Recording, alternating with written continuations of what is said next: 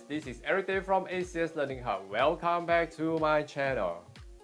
Today, this week, is the 40th video I've been sharing in 2022 about my journey, my 5 pips, how I actually get my 5 pips, but along the way, what are the experience that I have.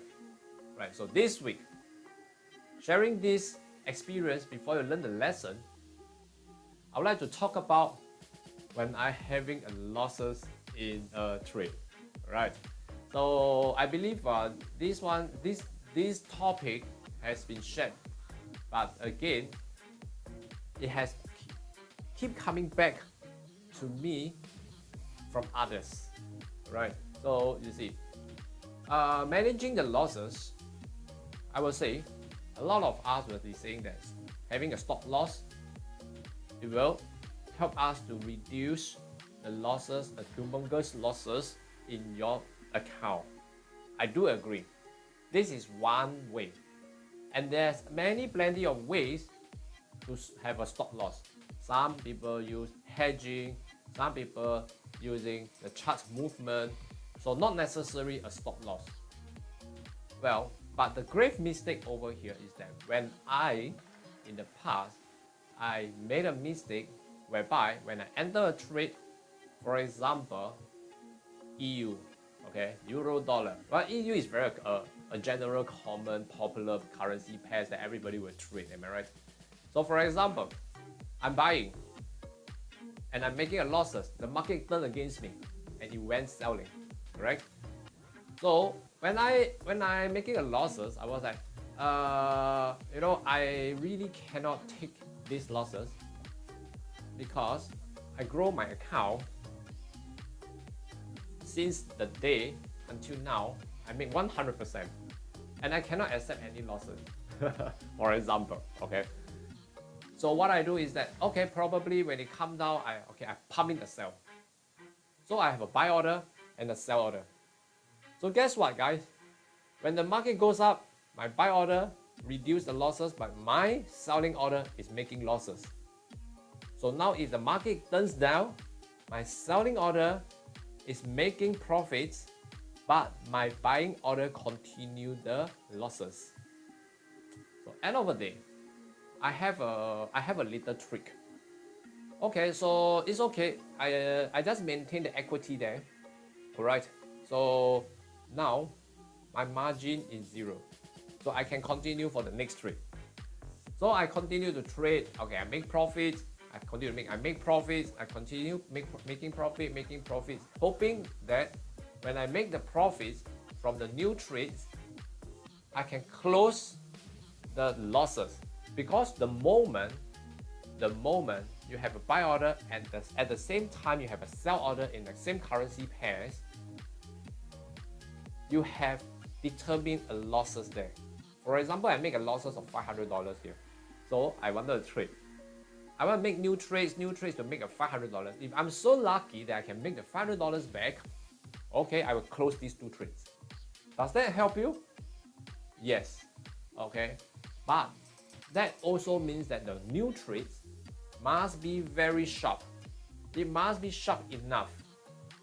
Second point, the losses that you make here between your buy trade and your selling trade, if you have the two trades together, you have determined that amount of losses must be able for you to recover back in your new trade. Let's say $500, I think it's still manageable, but what if it is $5,000? It's way beyond my means. That means it's not easy. You get what I mean? Right? So it's not easy for the new trades to go on. Let's say I have only 0.1 lots. I have to go how many trades to get this back? $5,000. You get what I mean? So it's not easy. But the thing is that there's a setback over here. What if your new trades is making losses again? Are you going to pump in another trade? Let's say your new trade is buying again, and your next you are making losses in your new trade for buying, and are you going to pump in another selling that you determine a second losses here?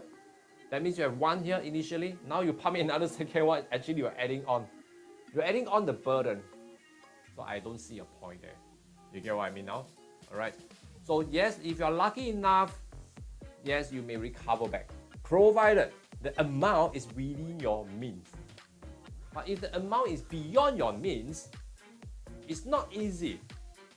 At that point of time when I was thinking, alright, I do this initially, and I pump in a buy trade initially, okay?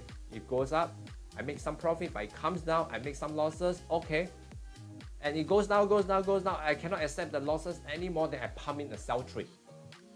So I have locked in losses, right? I didn't lock in my trade, you know? I lock in the losses.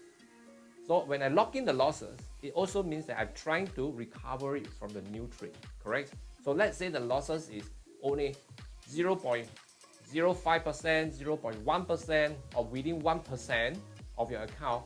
I believe it's still manageable for the new trade to erase these losses, right?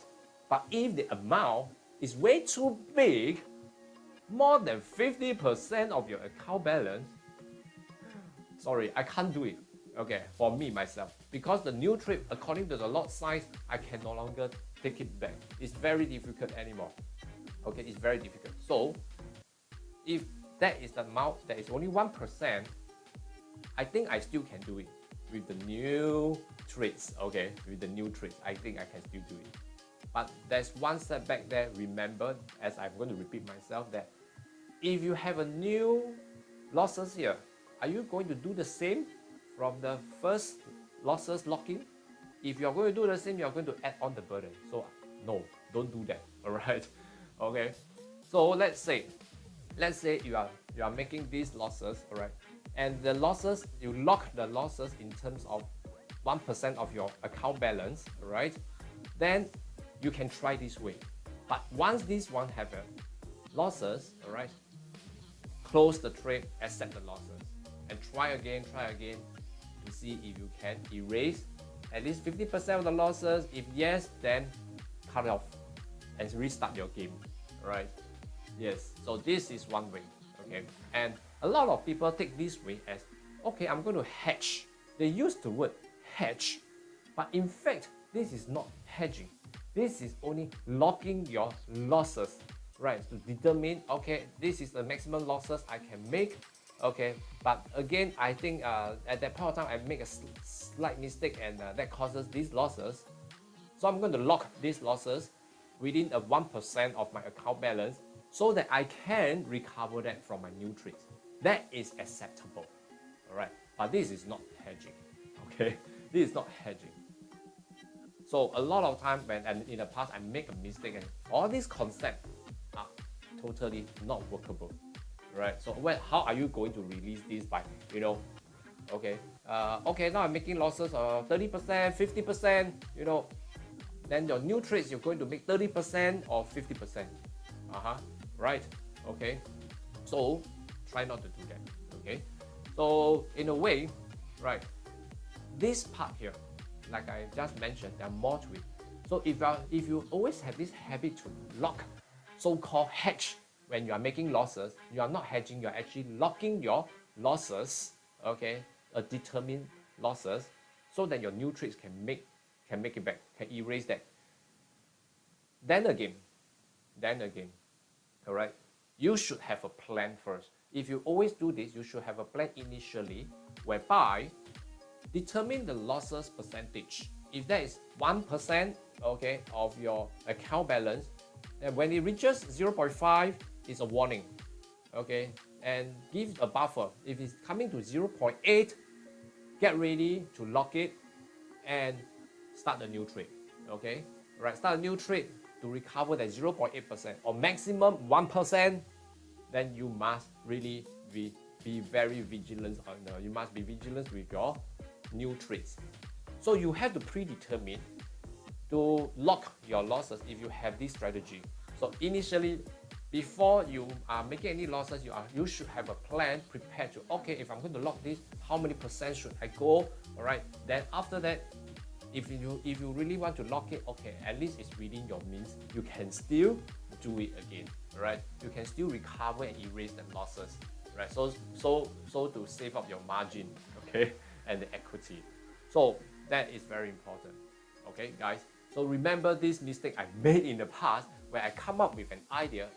If I'm going to lock this, okay, then I make sure the losses that I'm going to lock is within my means, that there's a percentage according to my account balance within my means, then I do it. If not, don't ever do it. Alright.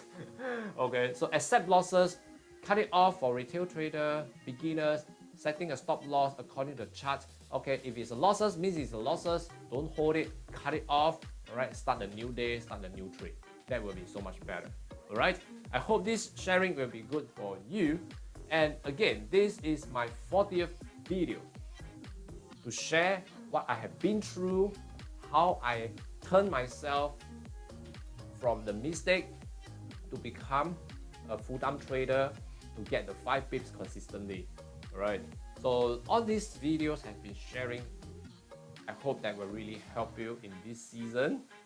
Alright, so this season has come to an end, and I would like to thank you for all your support, your views, and your comments, your likes in all these seasons, in this playlist.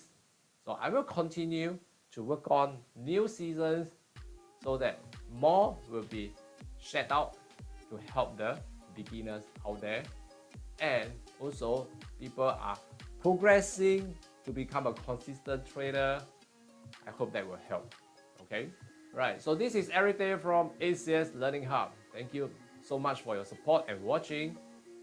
Then I will like to say thank you so much. Really, thank you so much. Thank you guys. This is Eric Day from ACS Learning Hub. See you again.